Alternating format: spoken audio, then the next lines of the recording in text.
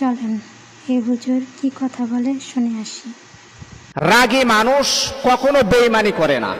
আপনারা দেখবেন যারা অতিরিক্ত, যাদের রাগ অভিমান যাদের বেশি আছে, অতিরিক্ত রাগী মানুষ, আল্লাহর কসম তারা কখনো বেঈমানি করে না।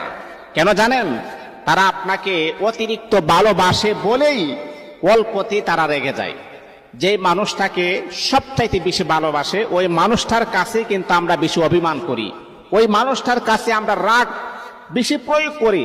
যেমন স্বামী তার স্ত্রীর কাছে বেশি রাগ অভিমান করে, কিন্তু অনেক বোকা মার্কা স্ত্রী আছে যে স্বামী রাগ করেছেন বিদায় এটাই নিয়ে সে ঝগড়া ভাষা সৃষ্টি করে দিয়েছেন। না, আপনাকে সে মোহাব্বত করে বিদায়, আপনাকে সে ভালোবাসে বিদায়, এই জন্যেই আপনার কাছে সবচাইতে বেশি রাগ অভিমান সে প্রকাশ করে। এটা আসলে আপনার সাথে সে ধোঁকা দেওয়ার জন্য নয়, আপনাকে কষ্ট দেওয়ার জন্য নয়। এই জন্য মুহতারাম